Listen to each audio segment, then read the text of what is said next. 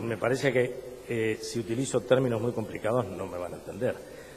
La intención es contarles que, y primero quiero decirles que para mí es un honor que me hayan invitado a este distinguido grupo y que me den la chance de contarles a ustedes a qué me dedico. Pensé que iba a haber más chicas, pero a mí me parece que no importa, porque nosotros muchas veces también formamos parte de... Bien, era para este lado. También podemos ocuparnos de cuidarlas un poco en el tema de la salud. El asunto es que en realidad, les digo unas cifras para manejar, por qué es este tema del cáncer de mama, por qué... Uruguay ocupa el primer lugar de América en incidencia de cáncer de mama y ocupa el cuarto lugar en el mundo. Quiere decir que 1 de cada 8 mujeres va a tener cáncer de mama en algún momento. Eso es lo que hace que nosotros nos dediquemos con tanta preocupación a este tema.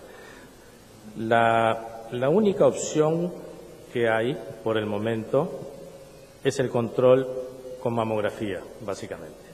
El tema es que mamografía queda un poco amplio, porque en realidad somos muy pocos los que contamos con un mamógrafo 3D que hace cortes de tomosíntesis, que yo ahora les voy a mostrar, que incrementan más de un 20% el diagnóstico. Después está otra posibilidad, que es la mamografía con contraste, que incrementa casi el 100%. Entonces, son todos matices que llevan a los diagnósticos más finos. La idea es diagnosticar el cáncer antes de que sea palpable, porque de ese modo es cuando es curable, realmente curable. Y no hay que pensar en el cáncer de mama como si fuera algo fatal, sino como que hoy lo mejor que podemos hacer es estar informados, hombres y mujeres, que el cáncer de mama hay que ir a buscarlo de diferentes maneras y a partir de los 40 años llevar un control dependiendo a veces de los antecedentes de cada mujer. Pero para no extenderme demasiado, les cuento que también se utiliza la ecografía para el diagnóstico de las lesiones de la mama y entonces querría que ustedes comprendan que la anatomía de la mama es como si fuera una flor de margarita o una flor con pétalos. Por supuesto que en 3D, pero vamos a imaginarlo de algún modo como lo hizo este patólogo italiano. Entonces, Tabassoli lo que dijo es que cada uno de esos pétalos, que son de 20 a 25 por cada lado, son las unidades funcionales los que van a producir la leche que se va a alimentar el recién nacido. ¿Qué pasa con esto? Ya estaba demostrado. Esto es una inyección de un medio de contraste radiopaco que muestra la coincidencia de lo que estamos hablando. Esto es más fino aún, es un corte de anatomía patológica que muestra que el ducto, ¿se ve el mouse ahí? Que el ducto principal se va ramificando como si fuera racimos de uvas. ¿Qué es lo que hacemos nosotros con la ecografía? Teniendo en cuenta esta premisa, todas las patologías que empiezan en la mama empiezan en el mismo lugar. No importa si logramos... el lugar es la unidad funcional, la unidad donde se empieza a producir la leche. ¿Qué pasa con la mamografía? La mamografía no ve directamente la lesión, sino lo que pasa alrededor en el tejido mamario normal. Que tiene de ventaja la ecografía, que nos va a mostrar las lesiones si la ecografía ve el cáncer de mama bien pequeño, teniendo claro que lo que tenemos que hacer es el estudio de la mama de acuerdo a la anatomía.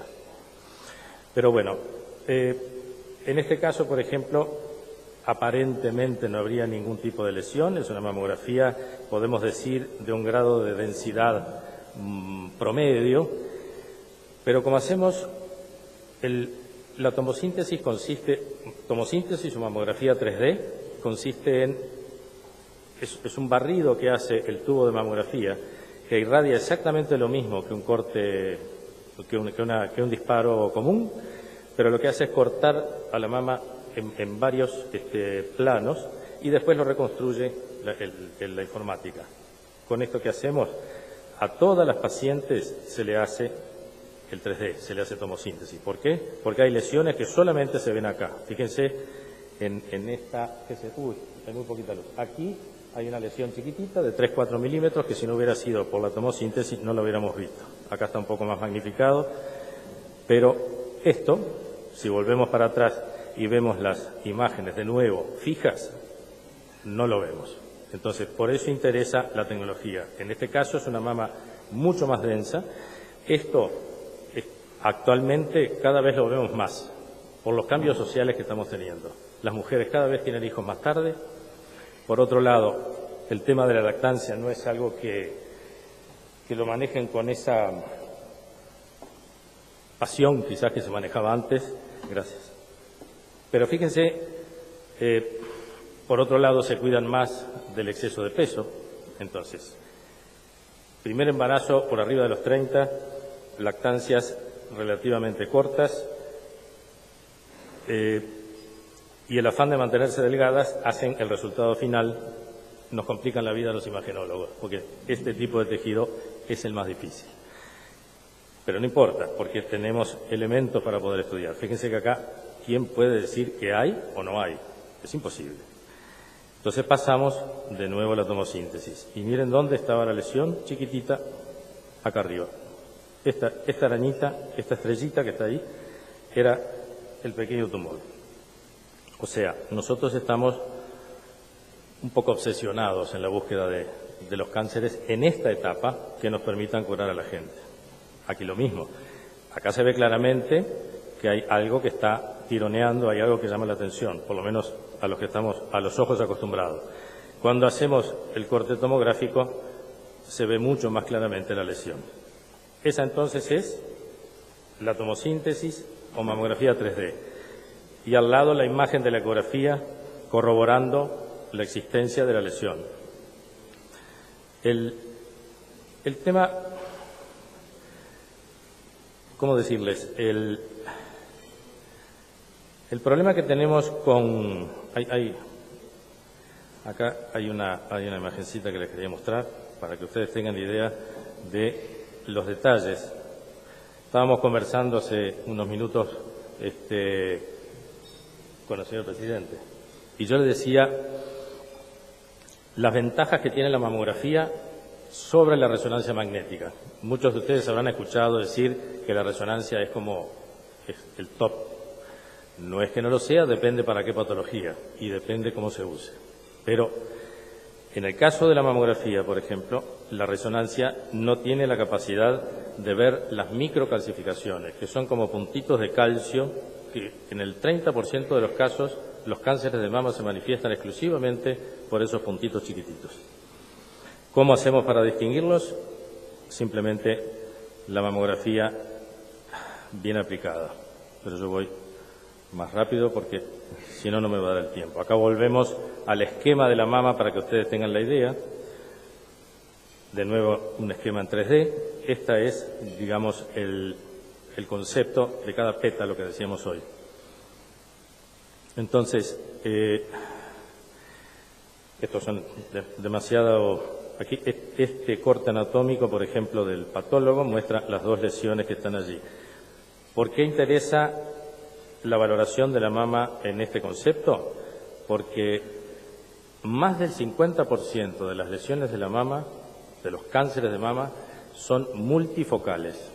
Así que cuando vemos uno, tenemos que pensar que va a haber varios en el mismo lóbulo, porque la lesión de la mama es una enfermedad del lóbulo, está todo el lóbulo enfermo.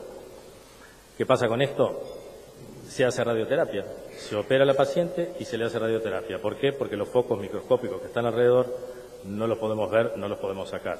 Tampoco se justificaría sacar la mama entera para sacar todos esos pequeños focos, sino que la radioterapia sabemos que es eficiente para matar esos pequeños foquitos y se terminó. Esa es la situación ideal. Tratar de diagnosticar los cánceres en esa etapa subclínica. Voy a acelerar un poco. Bueno, esto es nada, es una punción guiada con ecografía, pero ven lo que les decía, En este caso me había mandado a esta paciente para que yo puncionara esta lesión. Y yo me puse, después de puncionarla, la estudié bien y me encontré con que había en el mismo lóbulo otras lesiones más pequeñas, entre la principal o la más grande y la areola y el pezón, siguiendo siempre el eje, encontré 4 más. Entonces, el rol del imagenólogo no solamente decir tiene algo malo o no tiene algo malo, podemos ir mucho más allá ayudando al mastólogo. Esto sobre los ganglios. Quiero llegar a mostrarles esto, que esto es la mamografía con contraste que yo les contaba. Esto hay acá, me parece que solamente hay un equipo, lo tengo desde el año 2014, fin del 2014. ¿En qué consiste? Se inyecta un producto iodado en vena para, digamos, es el mismo principio que la resonancia. Los tumores malignos tienen un aumento de la vascularización, porque como necesitan mucho alimento, entonces ellos como que multiplican, es lo que se llama neoangiogénesis o la formación de nuevos vasos para que lo nutra y poder crecer. Entonces, como tienen múltiples vasos, esos vasos van a captar el medio de contraste. Y esto es lo que pasa. Cuando es una lesión maligna como la que vemos acá, lo va a captar y vamos a ver cómo esta va a desaparecer después. Esta es, eso que veíamos en la mamografía común. Cuando hacemos el contraste, es igual que una mamografía, digamos, desde el punto de vista de lo que va a sentir la mujer, pero fíjense como el nódulo de acá abajo se borra prácticamente y el de acá capta. O sea que eso es muy categórico, también se puede utilizar para el seguimiento. Muchas veces hay lesiones que se empieza el tratamiento por lo que se llama neoadyuvancia, porque hay procesos que son un poco, no alcanzaría, digamos, con la cirugía, entonces se hace neoadyuvancia y se controla la evolución y la respuesta del tumor a ese tratamiento. Se ha avanzado muchísimo, además, en todo lo que es el tratamiento en sí, porque el tumor ahora se estudia casi como si fuera un proceso infeccioso, podríamos decir. Lo que se le hace la inmunohistoquímica, se llega a saber qué tipo de quimioterapia es la más adecuada para un determinado tumor. O sea que hoy tenemos muchas armas para hacer el diagnóstico. Esta es otra tecnología que existe en Uruguay. ¿Qué hacemos cuando hacemos una biopsia de un tumor de la mama en un sector donde hay microcalcificaciones que les contaba hoy?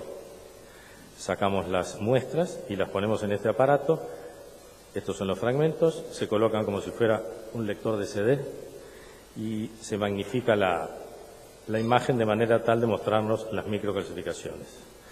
Esto es un ejemplo de que con prótesis, estos son los AirBag, como yo le digo a las señoras, estos son los AirBag, que ahora son prácticamente obligatorios. Y fíjense estas pequeñas lesiones, esta señora en control evolutivo, porque aquí tiene los clips metálicos, cuando se saca un tumor se marca con clip de titanio para tener noción después dónde se encontraba el tumor inicial. Y en control evolutivo aparecen estas imágenes que solamente las puede ver el contraste. O sea, pensar que el cáncer de mama en Uruguay es un tema que no podemos dejar de lado, está claro, porque tras que somos pocos, si se nos van las mujeres estamos fritos. Y después de los 40 años hay un leve aumento en la incidencia, y la incidencia mayor es después, por suerte. El 80% de los cánceres de mama se diagnostican en la posmenopausia. Y eso está bueno porque ya no tienen hormonas que los alimenten, por lo tanto la evolución es mejor. Estamos muy bien posicionados con respecto al resto de Latinoamérica, con cifras totalmente invertidas. Aquí se diagnostica entre el 70 y el 80% de los tumores en los estadios iniciales, 1 y 2, lo que hace que se ha ido bajando la tasa de mortalidad. La incidencia no se puede modificar, es lo que hay y está aumentando por las razones que yo les decía. Entre la primiparidad tardía, el primer parto debería ser antes, pero nosotros estamos trabajando para el cáncer. En realidad, el periodo que transcurre entre la primera menstruación y la primera lactancia debería acortarse. ¿Por qué? Hasta que no, la mama es una glándula sudorípara modificada para producir leche. ¿Qué pasa durante todo ese periodo que llega a la primera lactancia? Las células de la glándula están como indiferenciadas, todavía no saben para qué están. Entonces, cuando viene digamos, el shock hormonal que se produce en el embarazo y lactancia, ahí recién podemos decir que la glándula maduró. Y cada célula que la compone sabe para qué está. Y todo lo que está en una situación de indiferencia, hablando de tejidos o de células, es más vulnerable a los agentes carcinogénicos que hay en la vuelta. Así de simple. Trato de hacerlo un poco coloquial. No sé si ustedes quieren preguntar algo, porque en el afán de acelerar un poco la charla para no aburrirlos, porque es tedioso, interesante, pero tedioso. ¿No, María?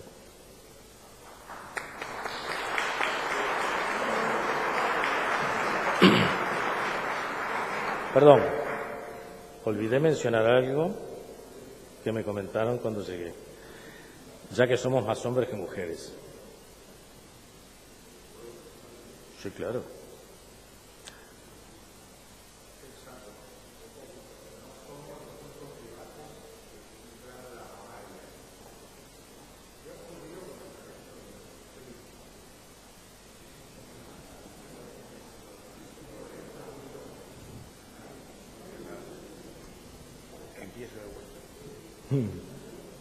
Digo, la pregunta consiste en esto, pensando que no somos los únicos primates y que hay otros primates que tienen glándulas mamarias también. Si sabe si el cáncer ha incidido con el mismo nivel de gravedad en esas primas como le ocurre al ser humano. Seguramente no, porque son más inteligentes que nosotros y se alimentan mejor. Nosotros comemos cada vez peor. Somos lo que comemos. Y comemos de más. Miren, anécdota. El gigante China, dijera ayer el economista Talvi, pasó al frente, mejoró económicamente y salieron de aquella situación de chatura que además los llevaba a comer como saben todos, perros, insectos, qué sé yo. Mi hijo anda en la vuelta por Asia y me mandó una foto comiendo un escorpión. ¿Qué pasó? Cuando se incorpora con un mejor poder adquisitivo, empiezan a comer proteínas animales. ¿Qué pasa con eso? Aumenta la tasa de cáncer de mama. Entonces nos invitaron a hablar de cáncer de mama, porque ya que ellos no tenían experiencia, y nosotros sí, entonces nos tocaba enseñarles a ellos. ¿Qué tienen ellos? Otros cánceres, pero todo vinculado, claro, todo vinculado a la alimentación. Los endoscopios, los mejores endoscopistas y los que desarrollaron los endoscopios fueron los japoneses. ¿Por qué? La dieta en base a pescados y cosas. O sea, todo va a estar relacionado de algún modo u otro al tema dieta. Por otro lado, el cáncer de mama es una enfermedad de la clase alta. ¿Por qué? Simplemente les voy a dar un ejemplo bien extremo, pero bien representativo. Las religiosas son las que más tienen cáncer de mama y las prostitutas son las que más tienen cáncer de cuello de útero y no tienen tanto cáncer de mama. Cuando se hizo el estudio en nuestro país sobre dónde se situaba la población con mayor incidencia, es la costa, donde vive la gente con mayor poder adquisitivo. Pero antes de irme, solo una mención, les decía, como somos más hombres que mujeres, primero, para que se desarrolle el cáncer de mama en el hombre, que hay, por supuesto, es necesario que haya una mama, si no es imposible. ¿El tema cuál es? Hay una etapa que es la adolescencia donde la mama se desarrolla de manera fisiológica.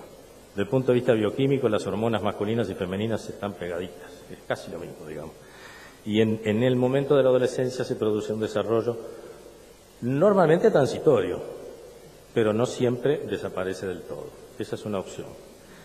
Punto 2, por encima de los 45 años, hace un rato para todos nosotros, el hombre empieza a tener mamas, pero no tejido mamario, sino que se acumula grasa, más que somos todos medio fofiños. Entonces, muchas veces se confunde una cosa con la otra y también se hace mamografía en el hombre para hacer el diagnóstico diferencial. ¿Cuál es el otro problema? Medicaciones que se empiezan a tomar con los años que tienen como efecto colateral desarrollar la mama. Y si desarrollan la mama, entonces el hombre puede desarrollar un cáncer de mama. Y cuando se desarrolla en el hombre, es más mortífero que en la mujer. Primero, porque en general se demora en hacer el diagnóstico. Y segundo, porque realmente el tipo de cáncer que se desarrolla en el hombre es agresivo. Entonces, nada, simplemente tener presente todo lo que puede llevarnos a medicaciones para tratamiento de la próstata, por ejemplo, de enfermedades de la próstata que se dan hormonas femeninas, desarrollan la mama, o secundario a un mal funcionamiento del hígado, los que bebemos copiosamente con el paso de los años, ese hígado empieza a no estar del todo claro y puede también colaborar en el desarrollo de la mama. Nada más que eso. Gracias, muchas gracias.